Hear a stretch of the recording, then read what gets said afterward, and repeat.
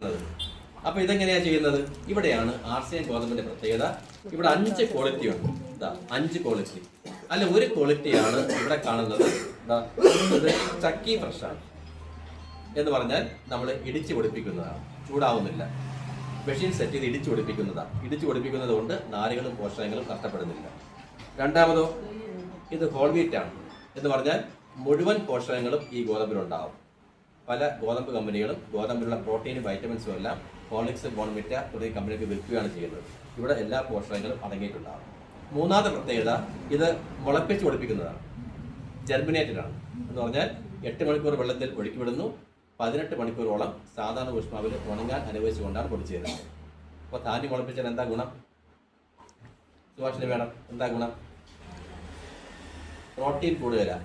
നമ്മൾ എന്താ മുളപ്പിച്ച് കുട്ടികൾ കൊടുക്കാറുള്ളത്? പയറ് മുളപ്പിച്ച് കൊടുക്കാറല്ലേ? പ്രോട്ടീൻ കൂടുതലാണ്. ഇതും പ്രോട്ടീൻ കൂടുതലായിരിക്കും, നല്ല ടേസ്റ്റ് കൂടുതലായിരിക്കും.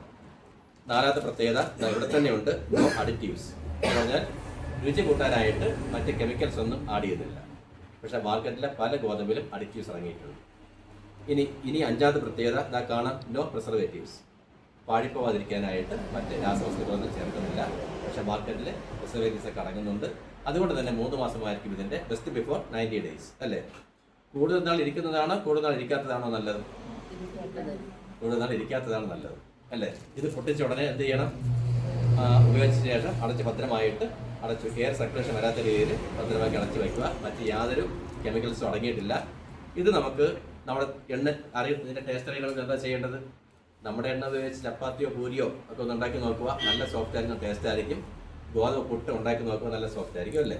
ശരിയാണ് മേഡം ഞാൻ പറഞ്ഞത്? ഉപയോഗിച്ചിട്ടില്ലേ? വളരെ സോഫ്റ്റ് ആയിരിക്കും. ഇനി വിലയോ? ഇത്രയും ക്വാളിറ്റിയുള്ള ഒരു മാവ് കിട്ടാൻ വലിയ ബുദ്ധിമുട്ടാണ് മാർക്കറ്റിൽ. എന്നാലും ഏകദേശം ഈ ക്വാളിറ്റി വരുന്ന ഗോതമ്പ് പൊടി മാർക്കറ്റിൽ എത്ര കൊടുക്കേണ്ടി വരും? 2 കിലോയാണ് മിനിമം. ഒരു 150 രൂപയ്ക്ക് വേണ്ടി കൊടുക്കേണ്ടി വരുമ്പോൾ നമ്മുടെ വില എത്രയാ? 137. ഇത്ര എഴുതുന്നു. ഒരു 5 പ്രോഡക്ട്സ് നമ്മൾ കമ്പാരിസൺ ചെയ്ത് നോക്കുക. പിന്നെ 5 വേണമാണ് ഇത് കൂട്ടി പറയേണ്ടത്.